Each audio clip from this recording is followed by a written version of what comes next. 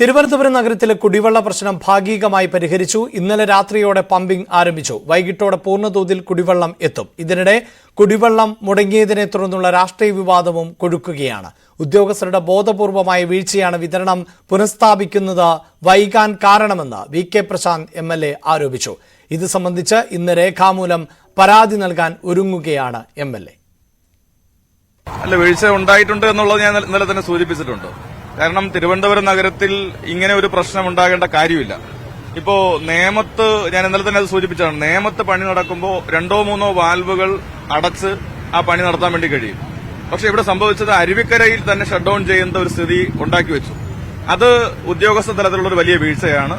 ബഹുമാനപ്പെട്ട മിനിസ്റ്റർക്ക് ഞാനിന്ന് അതിനെ സംബന്ധിച്ച് പരാതികൾ നൽകും. ഇപ്പോ അടിയന്തരമായിട്ട് നടപടി പൂർത്തീകരിച്ച് പമ്പിംഗ് ആരംഭിച്ചു എന്നുള്ളതിനെ ഞാൻ അഭിനന്ദിക്കുന്നു. ഒപ്പം തന്നെ ഇതെങ്ങനെ സംഭവിച്ചു എന്നുള്ളത് പരിശോധിക്കപ്പെടണം. പണ്ടുകാലത്ത് അരുവിക്കരയിൽ നമ്മൾ പ്ലാന്റ് അടക്കം നിർത്തിവെച്ച് പണികൾ നടത്തിയിട്ടുണ്ട്.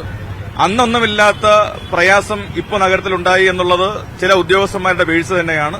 അത് പരിശോധിക്കാൻ വേണ്ടി ഗവൺമെന്റ് തയ്യാറാകണം. അത് ചൂണ്ടിക്കാണിച്ചുകൊണ്ടാണ് കത്ത് നൽകുന്നത്. അതുമാത്രമല്ല, അരുവിക്കരയിൽ വെള്ളമില്ലാതായാൽ നഗരവാസികൾക്ക് വെള്ളം കിട്ടാത്ത അവസ്ഥ വരും. അപ്പൊ ഇതിന് പകരം സോഴ്സ് ഉണ്ടാക്കാൻ ഗവൺമെന്റ് നടപടി സ്വീകരിക്കേണ്ട ഒരു കാലഘട്ടം കൂടിയാണ്. ഇപ്പൊ വേൾഡ് ബാങ്കിന്റെ 2000 കോടി രൂപയുടെ പ്രോജക്ട് ഉണ്ട്. ആ പ്രോജക്റ്റിൽ തിരുവനന്തപുരം നഗരത്തിന്റെ ഇത്തരം പ്രശ്നങ്ങൾ അഡ്രസ് ചെയ്തുകൊണ്ടുള്ള പുതിയ പദ്ധതിക്ക് ഗവൺമെന്റ് തുടക്കമിടണമെന്ന് കൂടി ഞാൻ ആവശ്യപ്പെടുകയാണ്. അതും മന്ത്രിയുടെ കത്തിൽ ചൂണ്ടിക്കാണിക്കും.